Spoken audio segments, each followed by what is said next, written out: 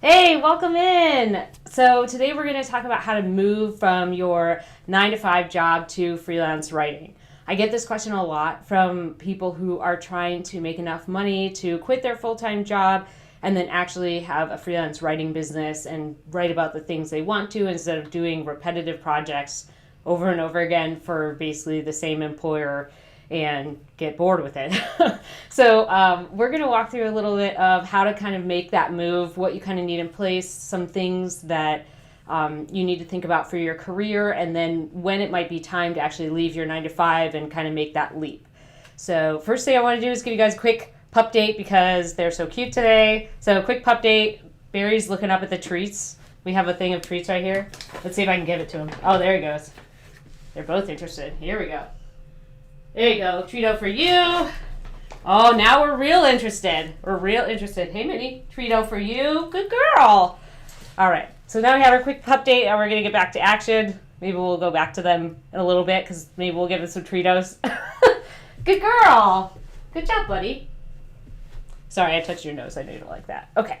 Back to the thing. This is going to be a little fun. So I personally, hey, Vicky, welcome in. There she's. I'm going to add her in and just say hi. Let's see if she pops in. There it goes. Hi, Vicky. Welcome in. So I'm going to move this. Doo-doo. Okay. Cool. There we go. All right. So what we're going to be talking about is the 9 to 5 thing. So a lot of times what happens is that we have our security put in with our job, right? So a lot of times what happens is we are very happy living in the security of our full-time job. We feel like having that paycheck really gives us something to hold on to. Oh, well, it's kind of guaranteed. It's coming every 2 weeks. I know kind of the payment schedule with that. You know, it's something where you feel like you have benefits and you have coworkers, and there's a lot of different pieces to a 9 to 5 that people really like to have, right? So what we got to think here is we need to move that feeling of security and understand it's not as secure as it actually seems, right? So one of the things I think is the biggest pointer for moving from your 9 to 5 to freelance writing is that your full-time job is not as secure as it seems. People get laid off. People lose their job because, they're downsizing. They get fired because of a variety of reasons, right?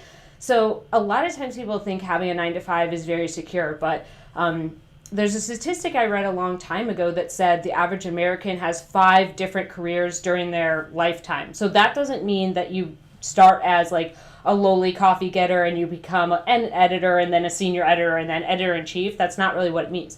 It means they have 5 different totally separate careers. Like they start out maybe as a writer, and then they decide maybe to do editing, and then they're bored of that, so they decide they're going to become an arborist, and then like a gem person, like they inspect gems, or they become an archaeologist or something like that. So the study was really interesting in that they have 5 different careers over the course of their life.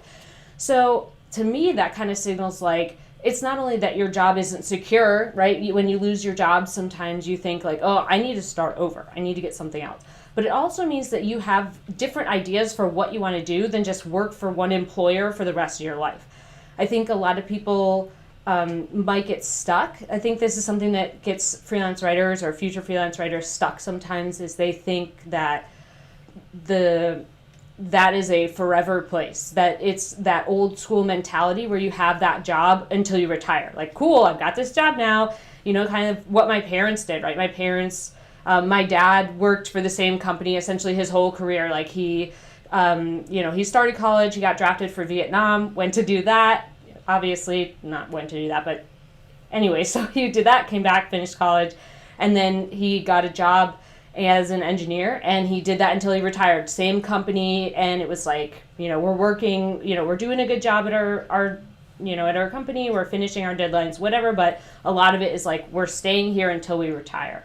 I don't really think that's the thing anymore, especially with younger generations like millennials and Gen Z. And I think a lot of people kind of under maybe even 50 or 45, I think it's a switch here. So when you're thinking about moving to the 9 to 5, remember that security piece isn't as secure as you think. People lose their jobs. People want to change careers. People want to move on. They want to, do more with their life than just sit at the same desk every day for 40 years, right? So that security that you're holding on to, you can also have that in freelance writing. It's more about learning what you need in place to actually feel more secure in your freelance writing business before you make the jump. So let's talk about that a little bit. So if you're going to jumpstart your business and start freelance writing, here's kind of what I did. I always wanted to be a freelance writer, and what I thought I would do is that I would write fiction books and then do freelance writing on the side. And I might still write fiction books, but I just fell in love with freelance writing. So the way I got started was in 2013, I had a full-time job. It was my very first full-time job. And they called me in the office and they were like, hey, we're having a bunch of layoffs. You're going to get laid off at the end of the month, and we're sorry, bye. So that's kind of how it went. And I was like, well, what am I going to do? I guess I just need to start freelance writing, and I guess I'll just find some clients. And I got on Upwork. It was Odesk then. I got on Upwork, and I tried to do all these things. And I basically got the push that I needed to get started. At the time, I cried a lot. It was really hard, and I didn't really understand the jump starting my business piece, but that push really helped me to get it together. So what ended up happening in an interesting turn of events is I got kept on. I worked part-time through that month. At the end of the month, they were like, hey, we actually need you. We'll keep you on.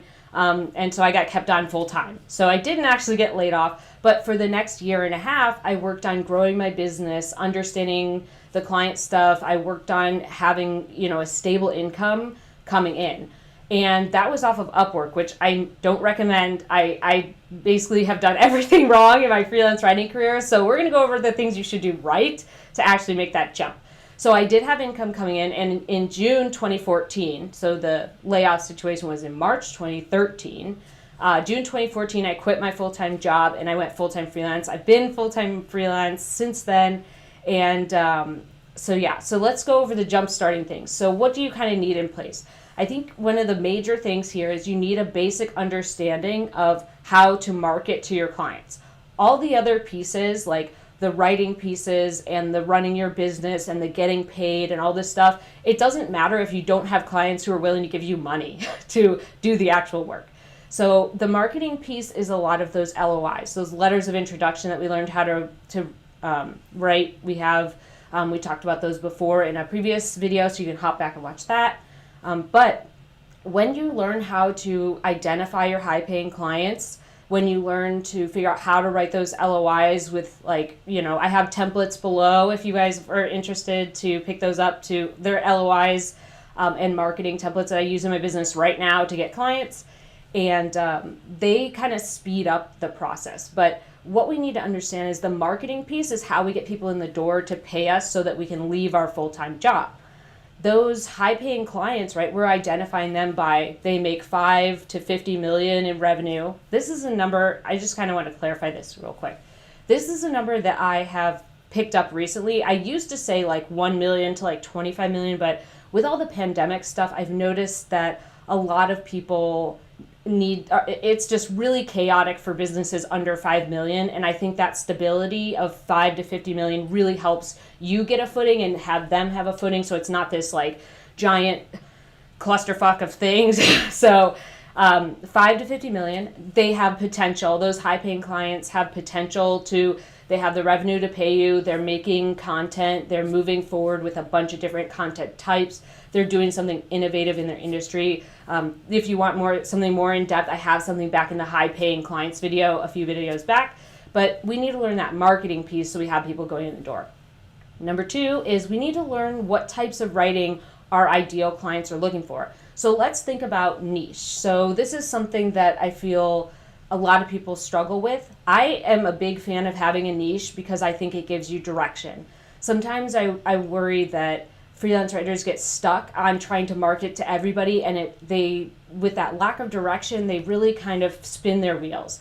I think that if working without a niche works really well if you're doing publications, because really your like gold star effort there is the idea. If you can come up with a ton of different ideas, send those to publications, I don't think having a niche there is as critical as working for businesses where they want someone who basically has a specialty.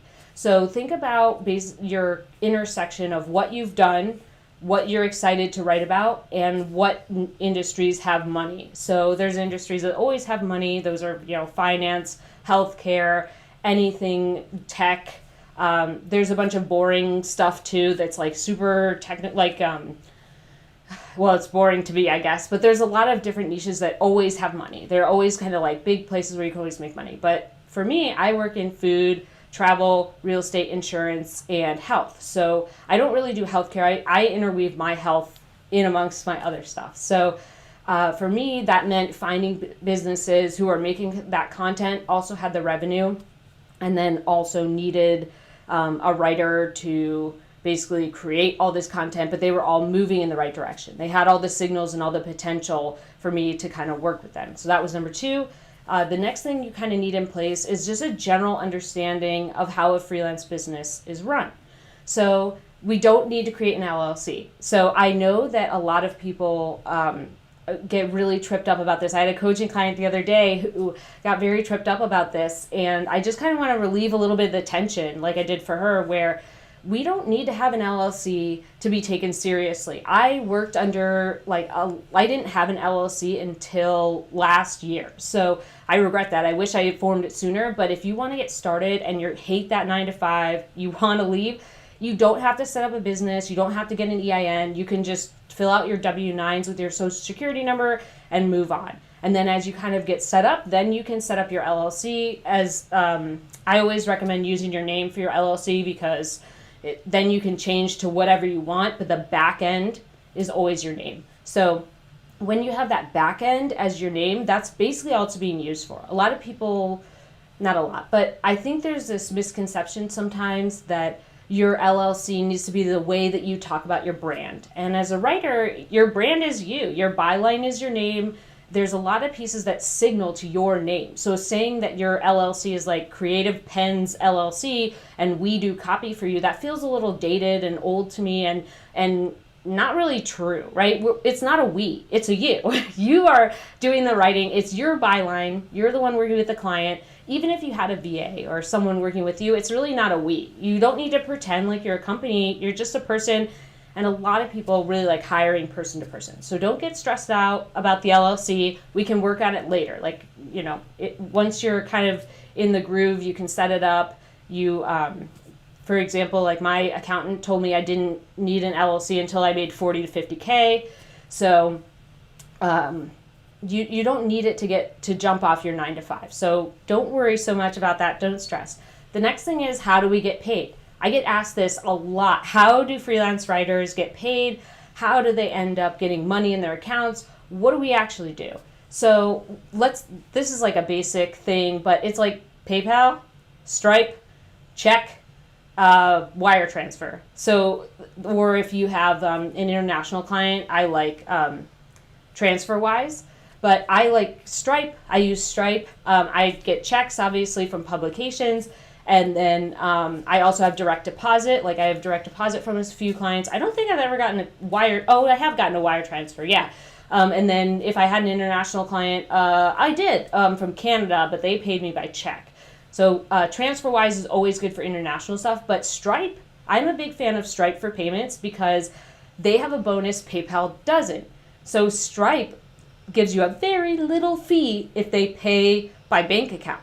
So if your client comes in and they pay by credit card, Stripe and PayPal are the same. But if your client comes in and they pay by bank account, Stripe is super, super cheap on the fee from basically bank account to bank account. So that's something you can't get with PayPal, which is why I stopped using it. I want to always give my clients the option to pay by bank account if they want to, and that saves me on fees and it's a lot easier and quicker. So I like Stripe. ACH is great too. If you work for a bigger company, let's say you end up getting a client who they typically pay contractors, like they're like, hey, give us your W-9 and like fill out this, bank form.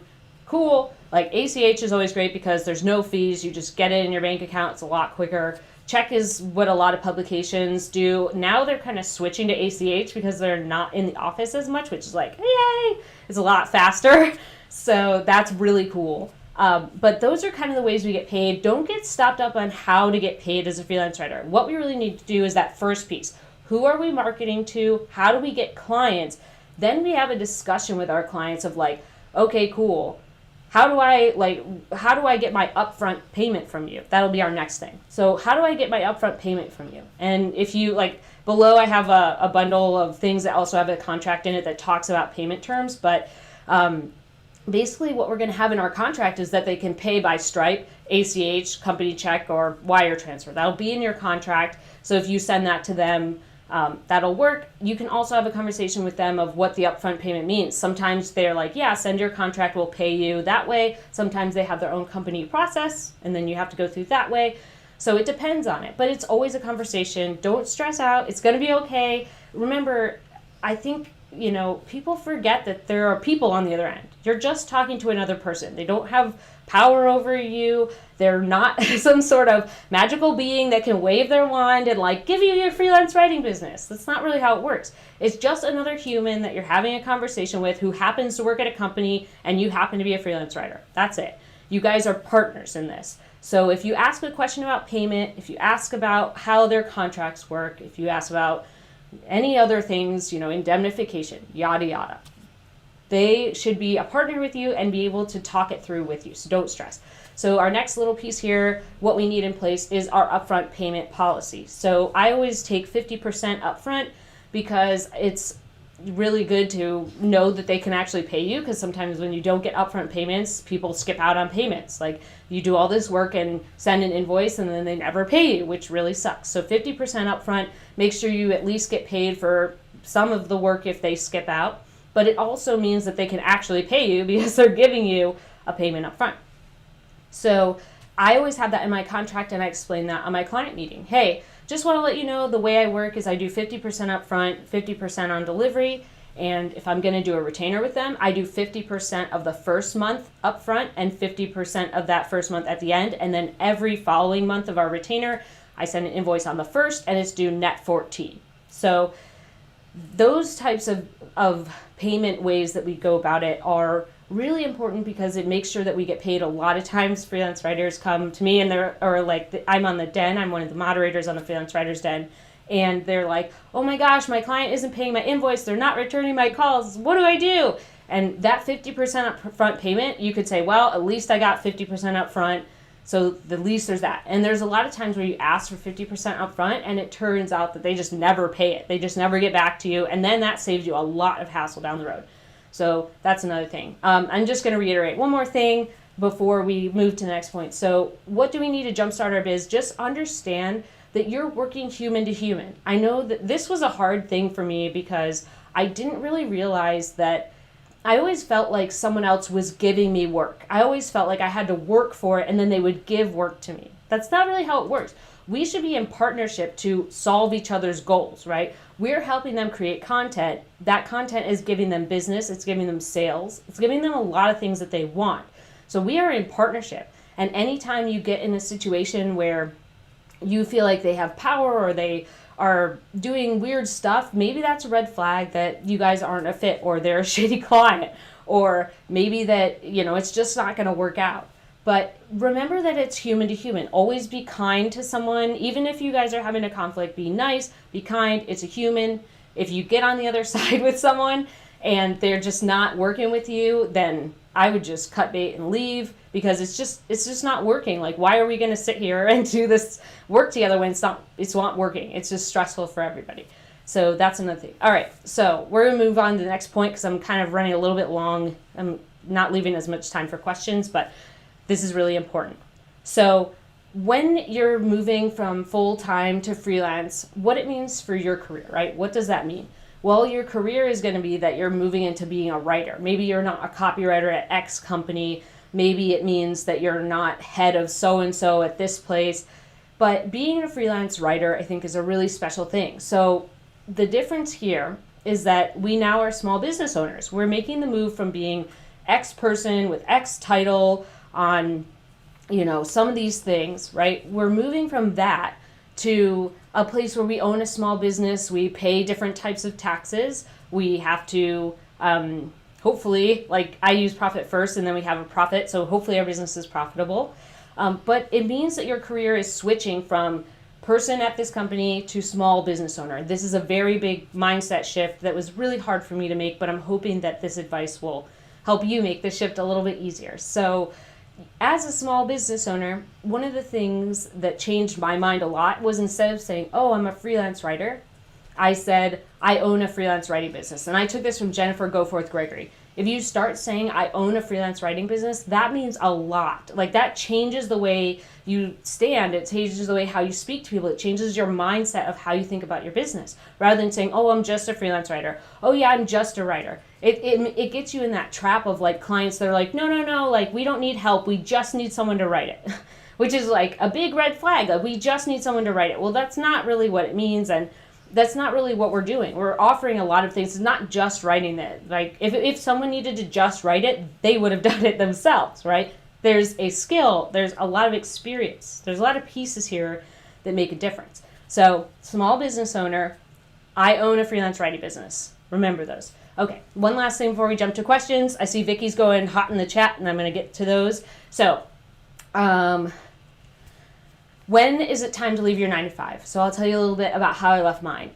We were in the middle of a project and my work was kind of winding down for that particular project. My work was ramping up for freelance writing, and it just was the time where I had already kind of was thinking about leaving soon, and it just kind of timed out that it was time for me to leave. I went in and I quit, and then instead I said, hey, I'm giving my 2 weeks notice, and it turns out he was like, my boss at the time was like, well, would you be able to leave by Friday? And I was like, yeah, sure, okay.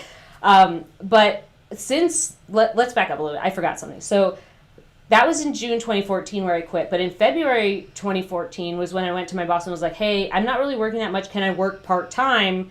And then, still help with the project, but work part-time. And by working part-time, at least 20 hours a week, I still had health insurance. I still had income coming in. I was saving the business money, but I was still getting my work done. So that really helped a lot, that February to June timeframe where I worked part-time, and then I came into the office, I think, 3 days a week, and then I worked at home on my freelance stuff 2 days a week. So when I went in to quit my job, I was just like, you know what, my freelance stuff is ramping up.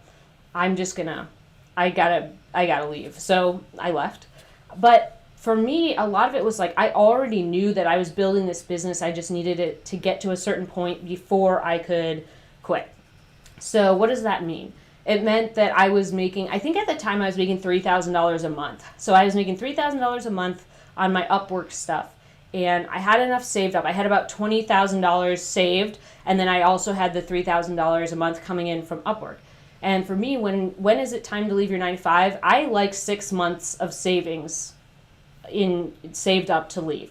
Because sometimes, even if you have your freelance writing business going, sometimes your clients quit, or you have COVID, or something crazy happens and you need to kind of pivot or figure out what to do. And having that 6-month barrier is really, really helpful to balance anything that's going wrong with your freelance writing business. So I like 6 months of savings, and I also like already having established money coming in. So if you can't do that and you're just want to make the jump, you hate your job, I think you should at least save like 6 to 12 months of money. That means like all your expenses and all your extras. So 6 to 12 months of expenses, plus add in there that you have, business expenses. Maybe you need to buy some software, like you need to get Harvest for invoicing or Dubsado, or you need to pay PayPal fees or whatever it is, and you're actually going to get less money because of the fees. So you need to make sure you have enough money saved up that you can make it if like a client drops off and you're having trouble finding another one. So when you leave your 9-to-5, I hope that you create a safety net. Sometimes the safety net is your 401k. Sometimes that means like you're just like, I'm out, I'm done, I can't do this, like I'm out. Sometimes that savings is your 401k. Not ideal. I still really think the 6 to 12 months of savings, or at least 6 months of savings, is where you want to go. But if you just can't take it anymore and you just want to go, if you're going to go hard into freelance writing and you're just going to do as many things as you can, then maybe that's the right choice for you. I think that sometimes we have to make our own choices regardless of what experts or other freelance writers tell us to do. And sometimes that means leaving your job and using your 401k money to get it going. I've seen freelance writers do that. They've quit their job with no plan, and in 6 months they're making enough income to pay their bills. So it depends on what you're doing and how your mind works and how much you hate your job and what you can do and where you live too, right? If I lived in New York City, that would be a lot more expensive than living somewhere else. So there's a lot of different things to think about there. But when you leave your 9 to 5, know that when you leave, it's not the end of anything. You can, if things go wrong, you can always get a part-time job. Like you can always get a part-time job somewhere and make some extra money.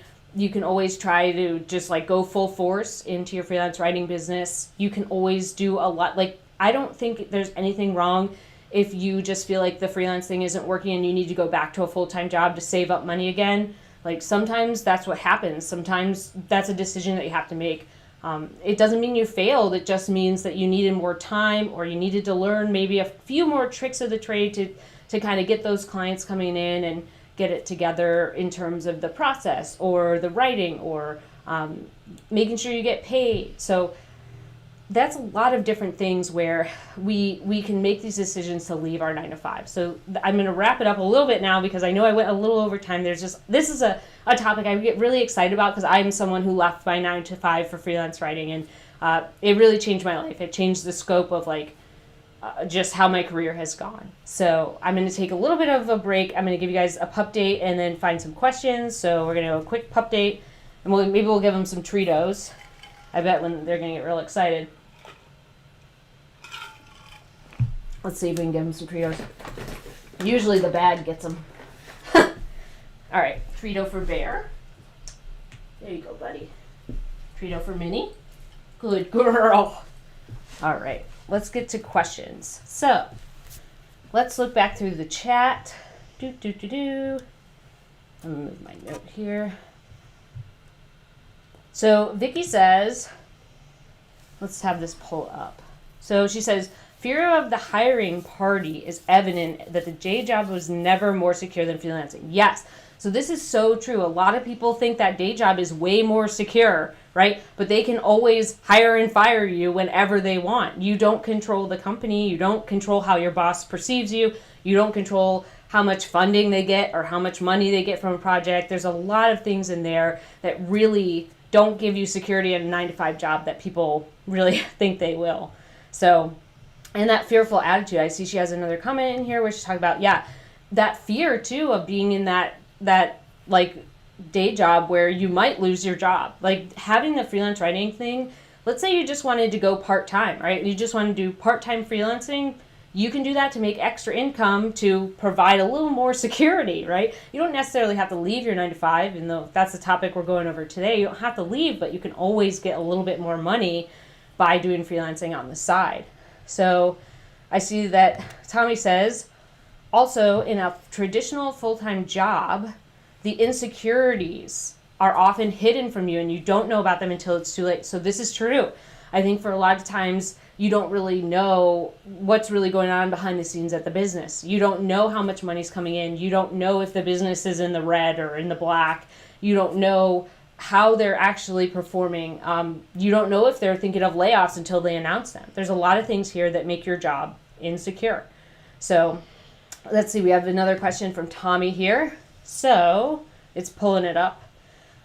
Okay, if you don't recommend finding your first clients on Upwork, is there another way you recommend? Yeah, so this goes back to my high paying clients video that I did a little bit ago. It's like back in the archives, whatever, the YouTubes. So what we want to do is we got to pick our niche. So this is for business clients. If you're going after publications, I think you can kind of work on coming up with ideas, which means reading the publication, seeing the stories that they've done in the past, and thinking of ideas to pitch them. So that would be your publications, your newsstand magazines, your consumer magazines, your trade magazines, those types of things. But I don't recommend Upwork because a lot of times, even if you set your hourly rate at $100 an hour, they're like, hey, cool, can you do this in 2 hours? And then you're like, well, I guess. So it's still the same thing as, not getting paid very well for your work. There are people, I do have to say this, so there are people on Upwork who make 6 figures. That's cool. That works for them. I just don't think if that platform were to go away, they don't have work anymore. It just evaporates. It doesn't exist anymore. So if you build your own business and find your own clients and have your own processes, you have a business. Like going on Upwork and being like, who's wanting me today? I just don't think that's as useful. So for me, it's niche. So figure out who do you want to write for? Where does your experience coincide and who's making money? So like we said, that could be finance, that could be SaaS companies, that could be startups, that could be tech companies, that could be healthcare. I write in food, which hospitality tech. I write in real estate, so that's also prop tech.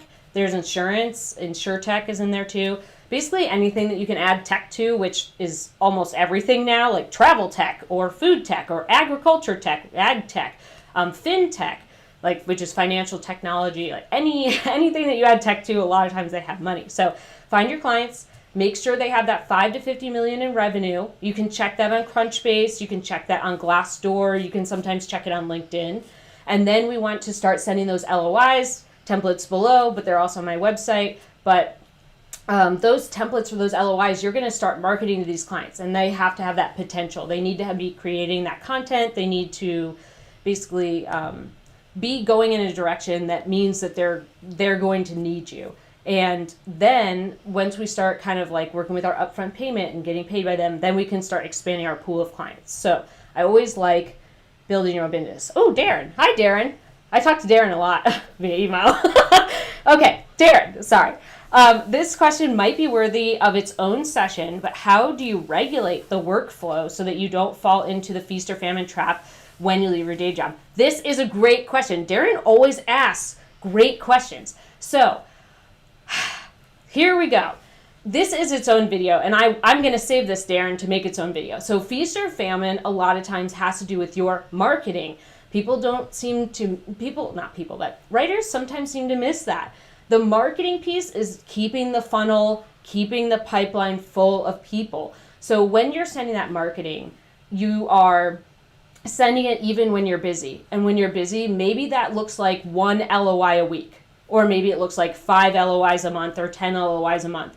When you're like finishing projects and losing work, that means you've already been filling the pipeline while you've been busy, which means you continue to have client calls, you continue to have inbound, you continue to have those LOIs go out for you and put irons in the fire.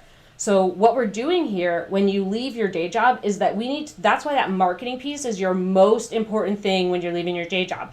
Learning how to do the marketing means that you consistently know how to put people in your pipeline so that you don't go through the famine part. You always have the feast part because the pipeline is always being filled. So I always think of it as irons in the fire, right? If my fire is blazing right now, I'm so busy with work, I'm not sleeping very much, I'm working on the weekends, like I still need to remember that this is only temporary, right? This is temporary, this fire blazing.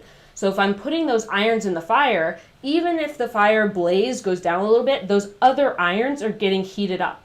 That person that I sent that LOI to, maybe 6 months down the road, they need help. And they come back to me because I kept following up. That feast or famine cycle happens because you don't have those irons to follow up on. You haven't been putting them consistently in the fire. So that marketing piece really matters when you're leaving that 9-to-5 job, and it really matters to the feast or famine trap. The famine trap happens because a lot of times people get sucked into the work and they're typing away and they're like, oh my gosh, I have to get this done. And they lose the focus on the future. They're losing their focus on 6 months down the road. They're losing their focus on the future part of them that may be done with their projects. And then they're like, oh crap, I didn't fill the pipeline. So I hope that was helpful. I am going to make a little bit of a video on that because that is a great topic. You always ask great questions, Darren. So I hope that was helpful for now. Dar says she likes the pup date cam. They are relaxed, but it's also because I have Tritos. So they're in here right now, being calm and being normal because they're locked in here in the room and we have treats. So we'll give them one more. We're a little bit over time. So we heard the crinkly bag police. You ready? Good girl. You guys see her little buck teeth? She has these little buck teeth in the front. Okay. Bear, you want Trito? Sorry, guys. You want Trito? There you go, buddy. Oh, yes. We love Cheetos. There you go. Okay. So let's see. Any more questions before we hop off? Yay, Darren, good. I'm glad that was helpful. Sometimes I think people get stuck in there. That feast or famine thing is very common because you get sucked into the work and then you're like, oh my gosh, I have to do this work, and you forget about the filling the pipeline and doing the irons in the fire piece. Cool. Okay, so if you guys thought this was helpful, give me a like below. If you have questions, drop them in the comments. I will definitely answer them. And then if you guys feel like you want to keep up with me and keep up with all this freelance writing advice, feel free to subscribe. I super appreciate you guys being here. It was really fun. This is one of my favorite topics. So I'm glad we had the bears here. We had them. Charlotte's still here because she's like, I would like more treats. More treats. Charlotte, you already had like 10. Okay. So I'm going to hop off. I hope to see you guys next week. New topic, new things to chat about. Maybe we'll do the feast or famine next week. I don't know yet. But it was great seeing you guys here. Really happy, really appreciate you guys showing up, and talk to you soon. Bye for now.